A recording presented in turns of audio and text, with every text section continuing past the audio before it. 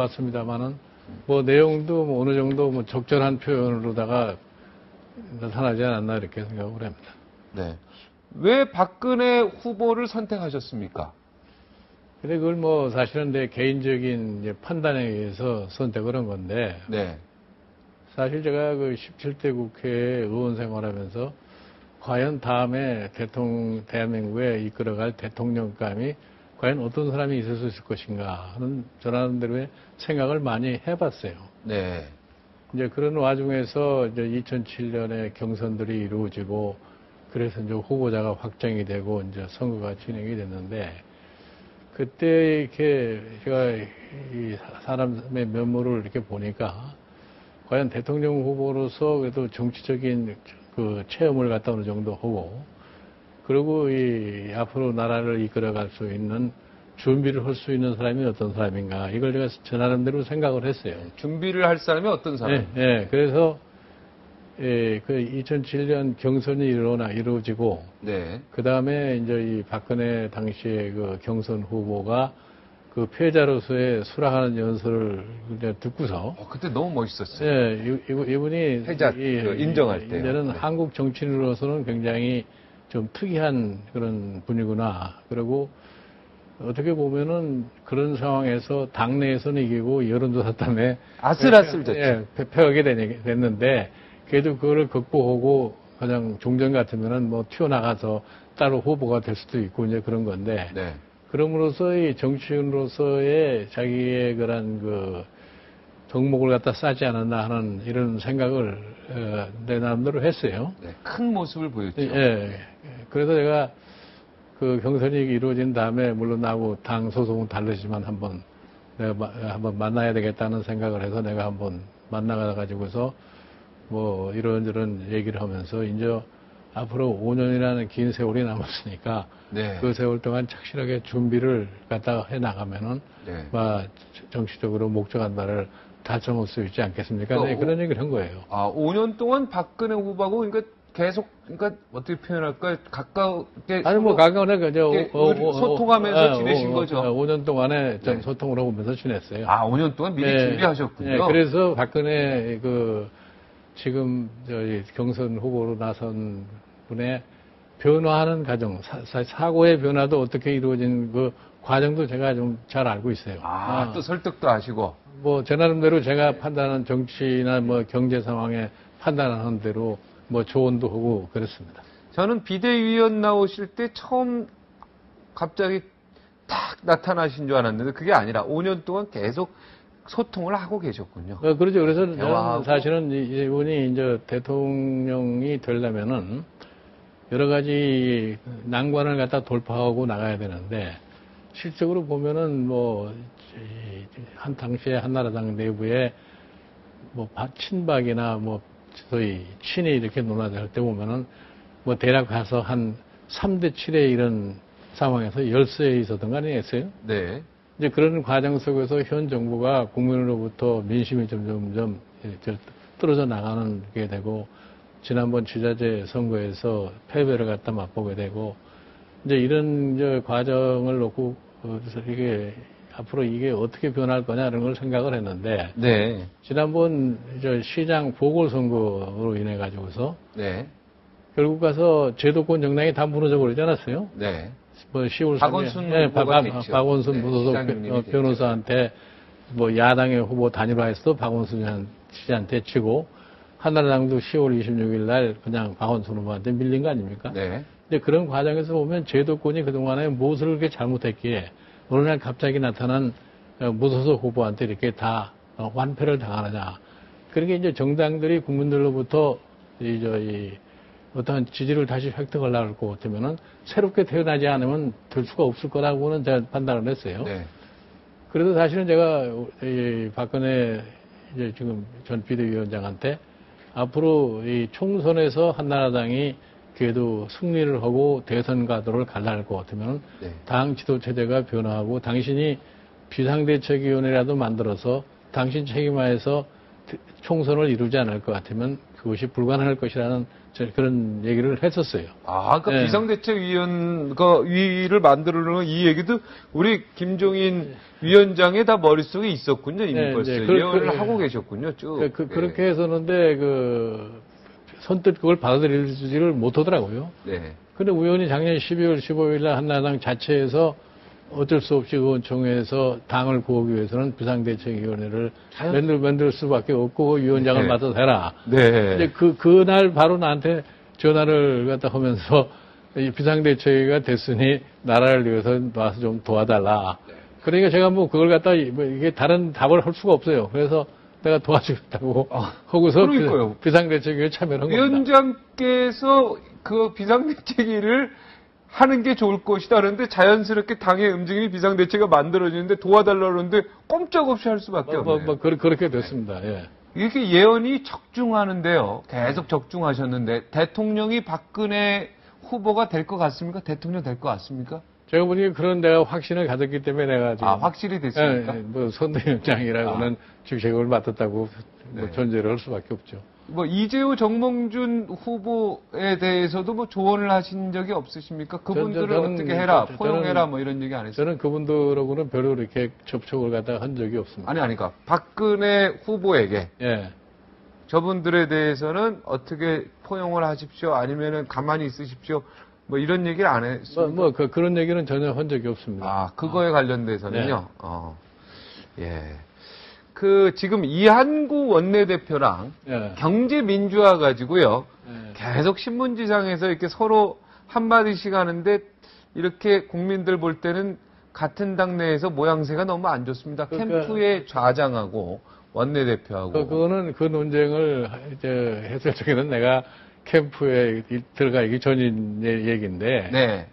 사실은 이 경제민주화라는 말 가지고 요새 말들이 너무 많아요. 예, 잘 모르는 사람이 많죠. 실질적으로 경제민주화가 뭐라고 하는 것에 대한 참뜻을 참 곡해를 하는 분들이 너무 많아가지고서 이렇게 자꾸 말이 많은 것 같은데. 네.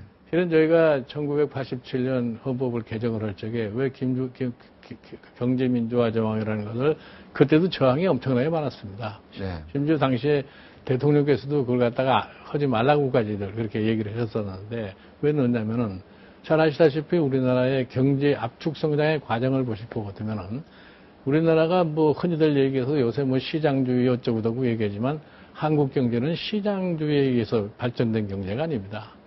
즉 우리가 이 시장 경제를 원칙으로 했다고 하지만 우리가 민간의 재산의 소유권, 이 소비의 자유, 직업 선택의 자유 이런 측면에서 볼 것 같으면 시장 경제가 틀림이 없는데 빨리 성장하다 보니까 자원 배분을 갖다가 정부가 인위적으로 해서 압축 성장하는 과정에서 일부러 대기업을 키운 거란 말이에요. 거의 독과점 형태로다 기업을 키워봤다는 얘기예요.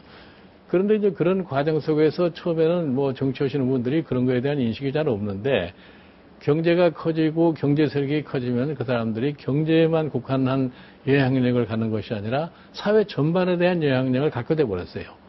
그래서 정치권이 어떻게 보면 그 사람들을 갖다가 제대로 어떻게 다룰 수도 없는 그런 상황까지 오게 된 거다 이런 얘기예요. 그러니까 인위적으로 정부가 재벌이라는 것을 만들어서 키웠다.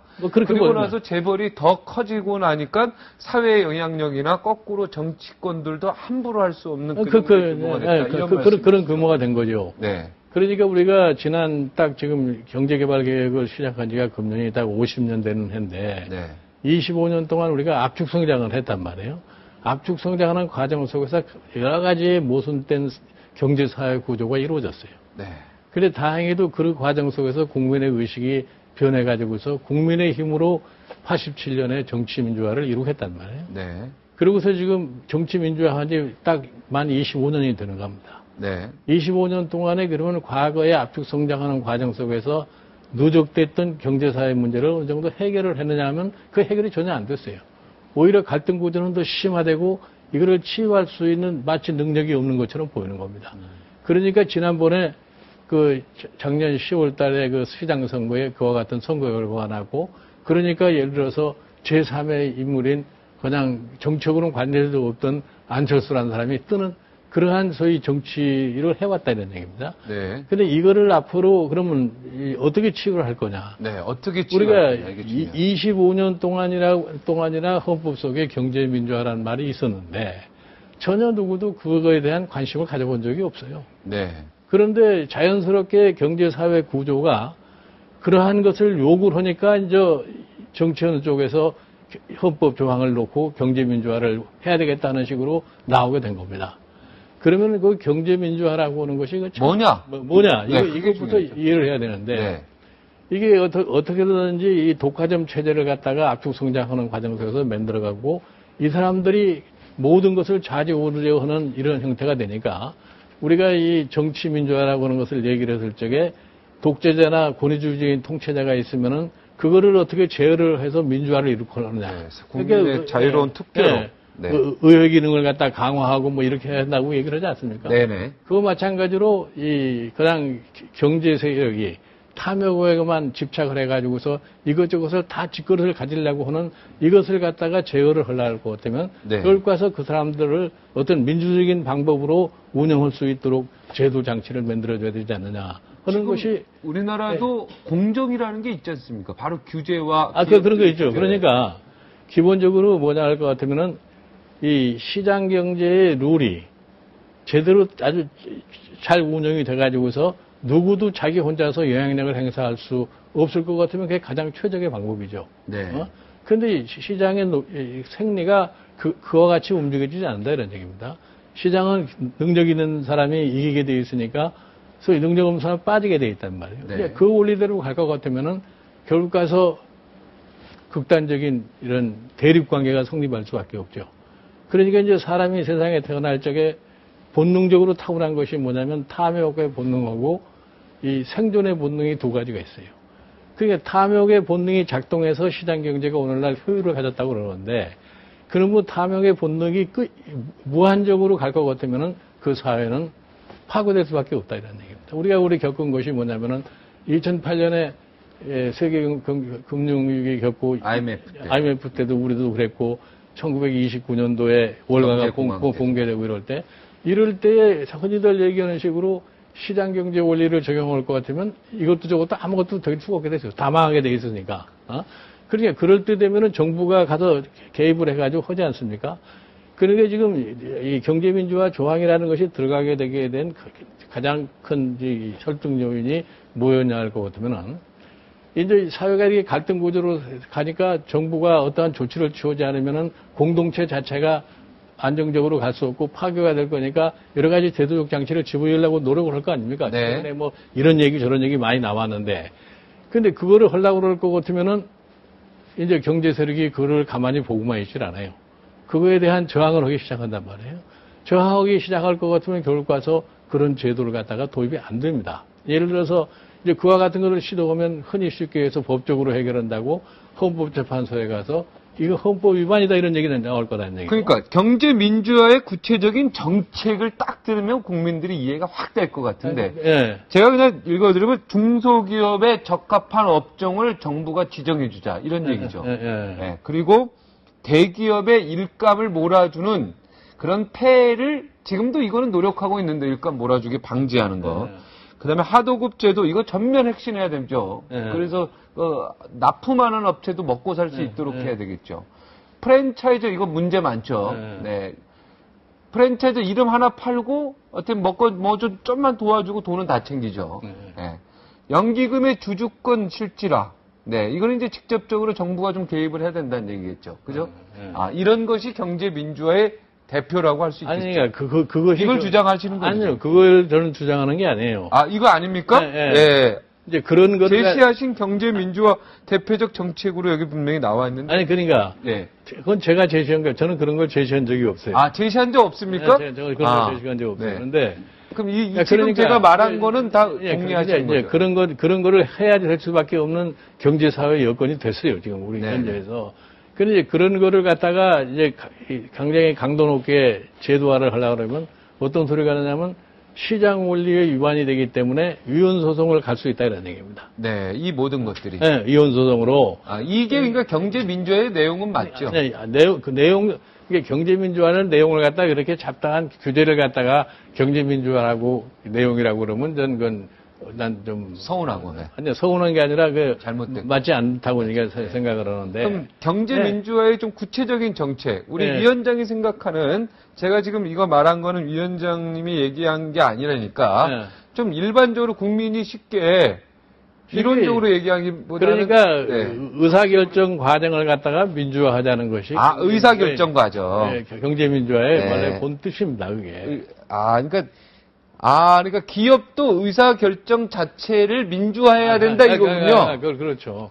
기업이 어떤 정책이나 무엇을 할 때 의사결정 과정을 누가 혼자서 독단적으로 그냥 막 휘두르는 그런 일은 안 된다는 얘기입니다. 지금은 기업의 오너에 전부 얼굴 쳐다보고 이렇게 하는데 이렇게라 그러면 이렇게 하고 그러는데 그게 아니다. 그렇죠. 기업 자체도 기업 자체의 결정을 하고 정책을 결정할 때 그러니까 결정할 때 의사민주. 지금 이 사회라는 게 있고 다 그래서 이 사회라는 것이 형식적으로 형식적 자체가 그게 사실 감사도 형식적이고 사회이사도 형식적이다 이런 얘기죠. 형태는 갖춰 있지만 형태는 갖춰 있지만 실질적으로 아니다. 지금 실질적으로 운영이 안 되죠. 이런 말씀하면 그러지만 사회이사나 감사나 정확한 기업에서 역할을 하고 있으면은 외부에서 검찰이나 금융이나 공정위에서 이렇게 갈 이유가 없죠. 예를 제가 얘기를 들어보면 예를 한번 예를 들어서 이 경제민주화라는 것이 2차 대전 이후에 굉장히 강하게 대두가 된 건데 미국의 메가더 사령부가 일본에 와가지고서 재벌 해체를 해버리지 않았습니까? 그 재벌 해체가 뭐냐면은 너무나 경제 세력이 막강해가지고 모든 것을 자기 뜻대로 해나갈 거면은 정부가 결탁을 해서 예를 들어서 전쟁도 일으키는 그런 사태까지 오니까 그런 거를 방지하자 하는 데서 재벌 해체를 갖다 해버린 거란 말이에요. 예를 들어서 독일 같은 나라에서도 승전국이 독일에 가면 의사공동 결정권이라는 게 있어요. 그러니까 독일의 1952년도에 입법화된 건데 그거는 독일의 특유한 성격에서 나온 것이 아니라 연합군 승전국이 독일의 정부에 그 법을 만들라고 강요한 겁니다. 예를 들어서 독일의 석탄, 철강 이게 막강했던 기업들인데 이들의 의사결정 과정은 절대로 혼자 할 수 없게 소위 공동으로 결정을 하게 해라. 이렇게 해서 의사공동결정권이라는 것을 만들어서 그걸 갖다 실시를 했어요. 실시를 하니까 그 자체가 사회를 안정시키고 여러 가지 노사관계나 이런 데에서 더 효율적이니까 1976년에 여야 할 것이 모두 만장일치로 해서 1000명 이상의 기업에 똑같은 제도를 갖다 적용을 하라 해서 지금 독일이 그 제도를 가지고 있는 겁니다. 독일이 그러니까 1000명 이상의 기업은 모두 완벽한 민주화가 되죠. 그렇죠. 의사결정 과정을 민주화를 만든 겁니다. 그러니까 한때 1976년도에 영국에서 독일은 이렇게 안정적으로 경제가 잘 운영이 되는데 왜 영국은 맨날 이렇게 노사 문제에 혼란이 있느냐. 그래서 거기는 인더스트리얼 데모크라시, 산업 민주화라고 하는 타이틀을 가지고 제도를 만들어 보려고 로얄 커미션까지 만들어서 보고서가 다 나왔는데 거기는 영국의 노동조합이 그걸 갖다가 원치를 않아요. 영국의 노동조합이라는 것은 소위 콘프론테이션, 투쟁을 해서 자기의 권익을 갖다가 찾는다고 생각하니까 그런 의사공동결정 제도라는 것을 원치를 않는다 해서 안 해버린 적이 있어요. 이제 그래서 지금 우리나라에서 이제 경제민주화라고 하는 것을 얘기를 하면은 지금 저희 각종 무슨 동반성장 등등 이런 얘기가 많이 나오는데 지금 말씀하신 대로 그런 거는 시장이 공정하게 운영될 그걸 만드는 거죠. 그러니까 그 자체도 결국은 이 큰 기업들은 원치를 안 해요. 원치를 안 하는데 그거를 정치적으로 봤을 적에 도저히 그대로 갔다가는 사회가 안정할 수가 없기 때문에 이제 그런 제도를 도입을 할 거 아니에요? 도입을 하려고 그러면 그 자체가 시장 경제 원칙에 위반이 된다고 그래가지고 당장의 헌법재판소로 갑니다. 이게 대표적인 역사적인 얘기가 뭐냐면은 미국의 루스벨트 대통령이 1935년도에 뉴딜을 하려고 여러 가지 사회관계 입법을 많이 했어요.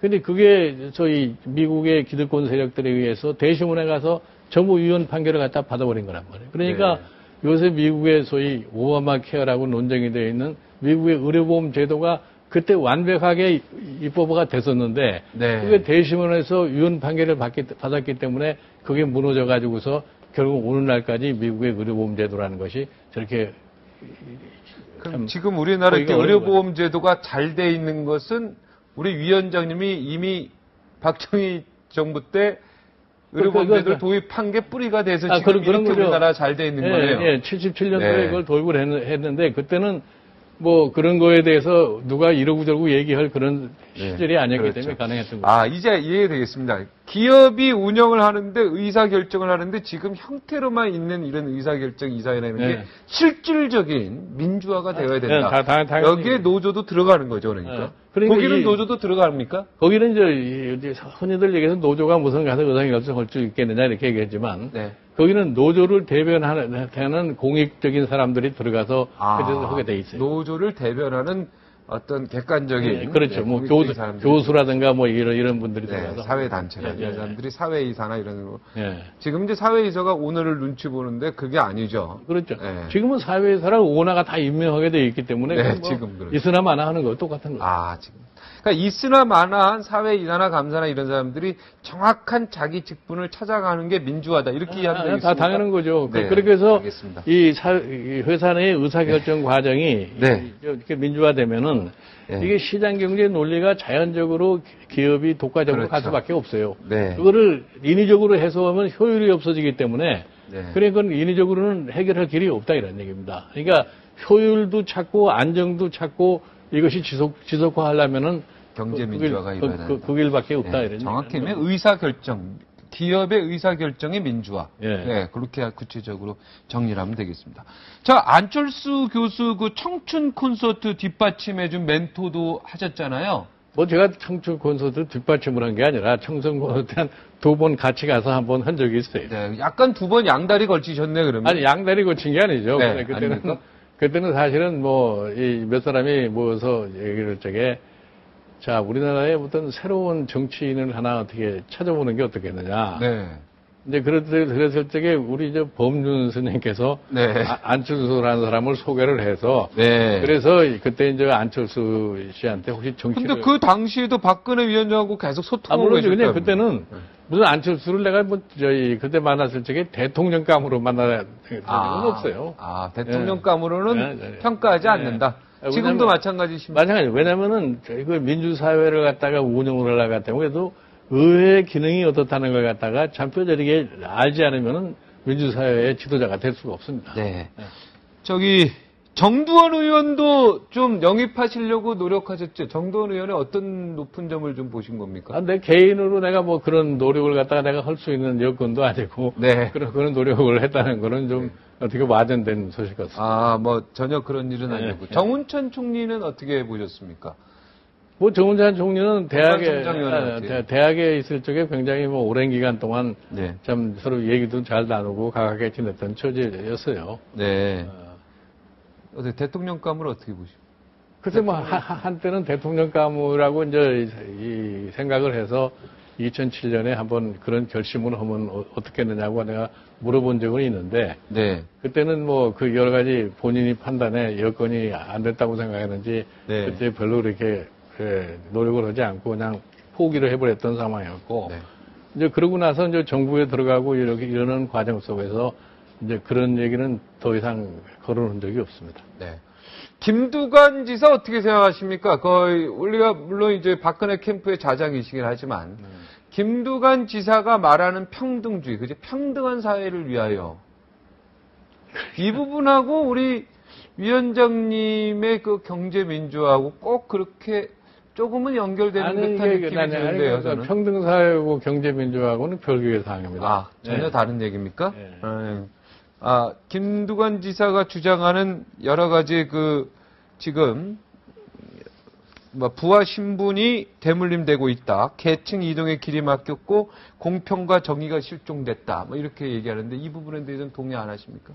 그러니까 지금 사실은 뭐 여론조사를 해보면 잘 표현이 되고 있습니다만은 우리나라에 지금 뭐 상당수의 젊은 세대들이 희망이 별로 없는 것처럼 이렇게 느끼고 있어요. 이제 그러면 사실 대한민국이 오늘날 이 정도까지 발전하는 데는 국민의 그 역동성의 바탕에 의해서 오늘까지 이렇게 발전이 되어 왔는데 그 역동성이 점점 식어가지 않느냐 하는 이런 우려가 드는 거예요. 네. 그러니까 그 사람들이 좀 다시 한번 활력을 갖고 일어날 수 있는 이러한 계기를 갖다가 만들어주는 것이 다음 대통령의 소임이 아닌가 이렇게 생각합니다. 네. 자, 선대위원장으로서 시간이 지금 다 지났습니다. 마지막 각오, 다짐, 이런 거 있으면 한 말씀. 뭐 일단 선대위원장이 됐으니까 이 박근혜 대통령 후보가 12월 19일 날 당선이 되도록 뭐 최선의 노력을 갖다가 경주할 수밖에 없지 않나 이렇게 생각을 합니다. 네. 불통 이미지 그러는데 막상 이렇게 하시니까 불통합니까? 아니면 소통합니까? 저는 개인적으로 뭐 불통 그러는데 제가 대화를 나누는데 별로 그렇게 그런 감을 느끼지는 않아요. 네. 알겠습니다. 불통 이미지는 아니다. 예. 알겠습니다. 그 중요한 일을 있으실 때마다 한 번씩 나와서 이 자리를 통해서 국민들에게 소통하는 기회를 꼭 가져주시면 좋겠어요. 선대위원장이 당내 캠프에서만 하면 안 돼요. 방송에서 나와서 그죠? 소통하는 그러한 선대위원장이 되셨으면 좋겠습니다. 오늘 어려운 시간에 이렇게 다치지 않는 나와주셔서 대단히 고맙습니다. 네, 감사합니다. 네, 사람의 마음 속에서는요, 선과 악이 있어서 계속 싸웁니다. 일단 악이 승리의 깃발을 들면은요, 마음속에서 선을 완전히 초토화시키고 모든 마음의 땅을 차지한다고 합니다.